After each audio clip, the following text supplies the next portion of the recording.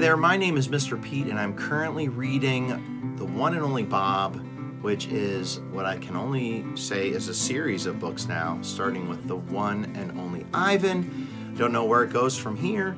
Will we get more characters and more parts to this book by Katherine Applegate, or is this the conclusion? I don't know. This is going to be the conclusion of The One and Only Bob. So those of you that have been waiting patiently for me to finish this book, here it is. To those of you that just found it somewhere else, I apologize. With that being said, this book is a good story. It's just on a different level than The One and Only Ivan for me personally.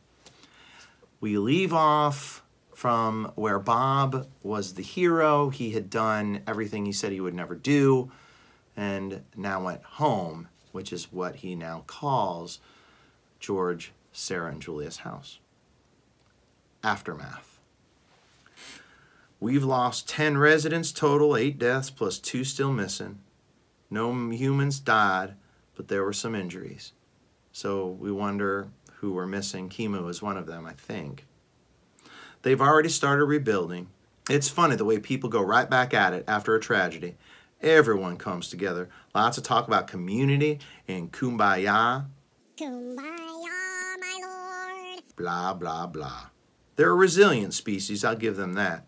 It's been 3 weeks and we still don't have Kimu back. Suzu either. There have been some sightings, nothing for sure. I worry they can't last long. Wolves aren't native to this part of the world. I like to think they're together at least. Everybody else is back with makeshift domains. Nobody's complaining though. In spite of all the construction, Julie's been taking me to see Ivan and Ruby whenever she can. Today, Ivan leans on the temporary fence separating him from the elephants. Maya made him a medal for valor out of a watermelon and cucumbers. He's eaten most of it. It's pretty great, almost. Everybody we saved from the shelter ended up with a home, says Ivan. Even that annoying bunny. Almost everyone, I remind him. I'm so sorry about boss, he says in his gentle way. So first off, Kimu and Suzu are gone. And I do think it's interesting that Bob says, I hope that they're together at least. Could this be foreshadowing another book?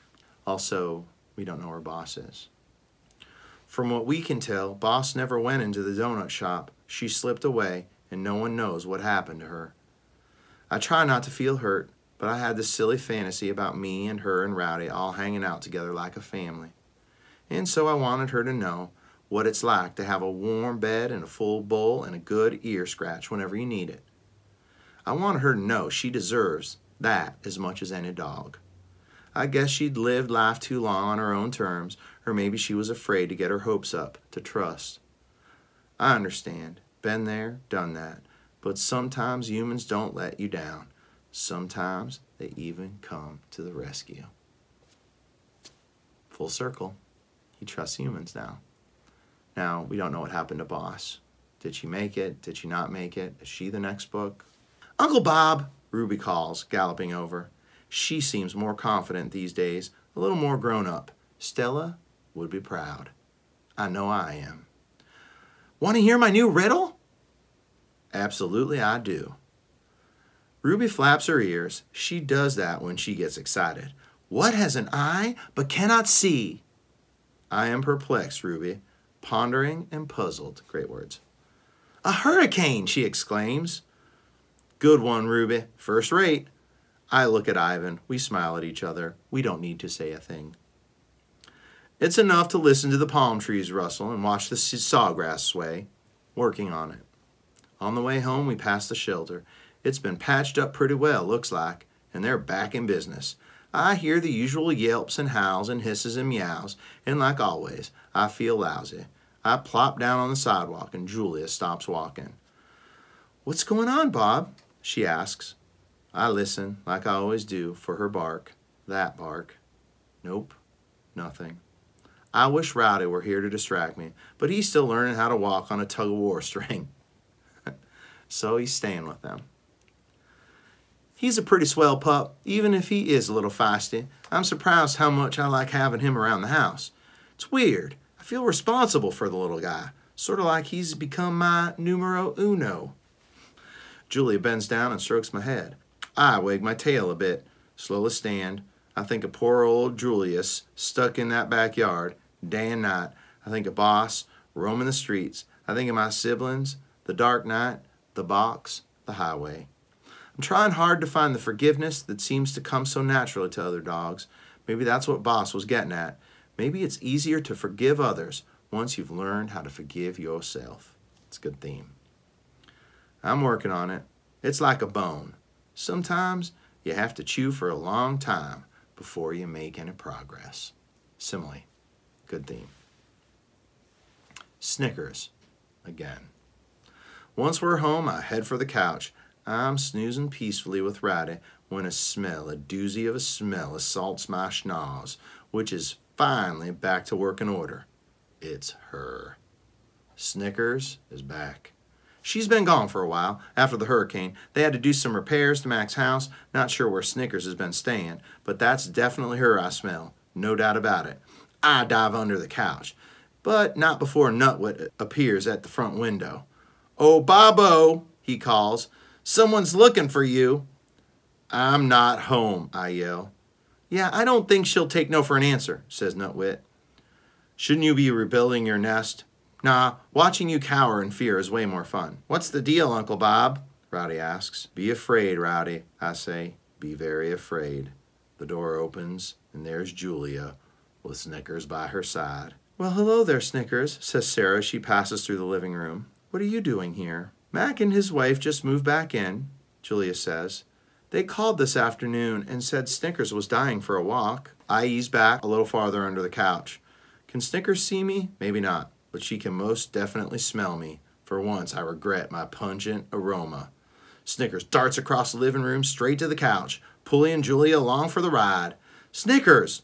Julia exclaims. "Slow down, girl!" She kneels.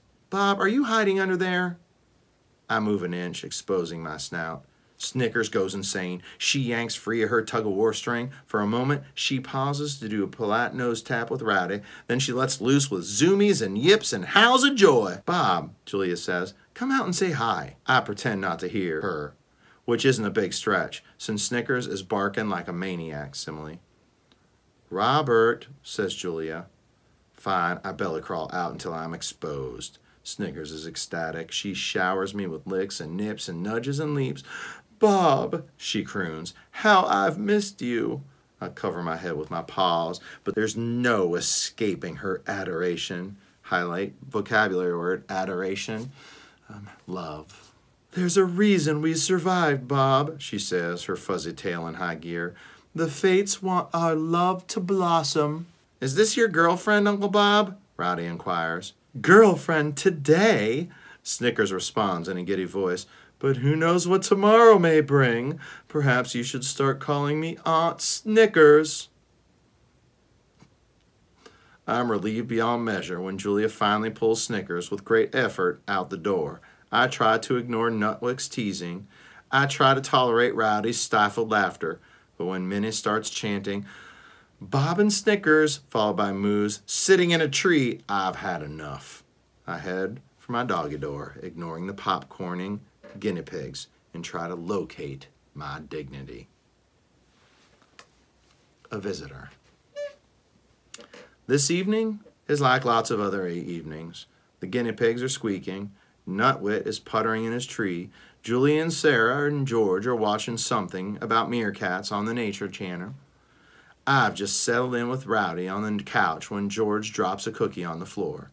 I leap into action. "Robert," says Julia, "leave it." Briefly, I consider my options, but not for long. At least I share a peace with Rowdy. "You are hopeless," Julia says, "but I love you anyway." And that's when we hear the bark. It's coming from the front porch. That's weird," says George. "I'll check it out." Julia runs to the door and pulls it open. She hesitates. She looks over at me, back at the porch, back at me. "Bob," she says, "I think it's for you." And it is. Boss! And that is sort of the end of the book. there is the author's note. So Boss comes back. Will Boss stay? Will Boss leave with Rowdy? Will we ever find out, or is this the end? Author's note. Dogs, aren't they just the best? If you answered no, or even yes with a hint of ambivalence, what is wrong with you? Truth. Sorry. Even if you're not on Team Canine, I'm sure you're a swell person. Maybe you're a cat fanatic or a guinea pig fan. I get that. I love all kinds of creatures, right down to tarantulas and naked mole rats. And I'll admit that some dogs are easier to love than others. My own mutt, Stan, is a case in point. Mercurial, needy, narcissistic. He's not exactly the poster dog for man's best friend. Still and all, when Stan cuddles up just so, usually while I'm busy on my laptop, he somehow manages to pull off that mysterious canine magic trick. He makes me feel a little bit better about life. Stan also serves as my muse, albeit sporadically. As a matter of fact, Bob, the narrator of this novel, was modeled on Stan, right down to the misanthropy, the gluttony, and the odor. Bob originally appeared as a character in my novel, The One and Only Ivan, inspired by the true story of a Western lowland gorilla. The real Ivan spent 27 years alone and caged in a shopping mall in Tacoma, Washington. Did he ever have a pal like Bob? I don't know. But there was a pet store at the mall where Ivan lived, and he had lots of visitors. It wasn't a stretch for me to imagine such a friendship evolving. And so Bob was born.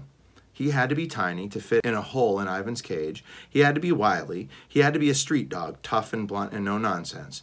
You can imagine my delight when I learned that the inimitable Danny DeVito would be voicing Bob in the Disney The One and Only Ivan movie. Yep, that's Bob, all right. Bob's had a tough life. He's seen the darker side of humans. He doesn't really get the whole man's best friend thing. His best friend, as it happens, is a gorilla. He's carrying some pretty heavy baggage for such a little dog, and he faces down a lot in this story. Tornadoes and owls, floods and wolves, terror and guilt and self-doubt. But through it all, Bob never loses his tiny mutt swagger, and he never stops listening to his good dog heart. Even if you're a devout cat person, I hope you enjoyed spending time with the guy. Katherine Applegate. And that is the end of the book without any indication about whether there's another book, but there is a picture of Stan, who does look exactly like Bob. So we shall see what comes next, if anything. Katherine Applegate does write other books, other really great books. Please check out her website, KatherineApplegate.com. Find them all, and there are just so many good books that she has written. All right? Make sure you read The One and Only Ivan if you haven't, or if you want to go back and read that, of course, I have it here. And, of course, The One and Only Bob is here as well. All right? She does have another series called Ending, or Endling, I believe.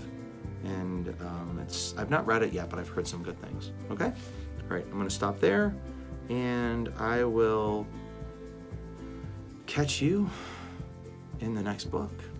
Peace.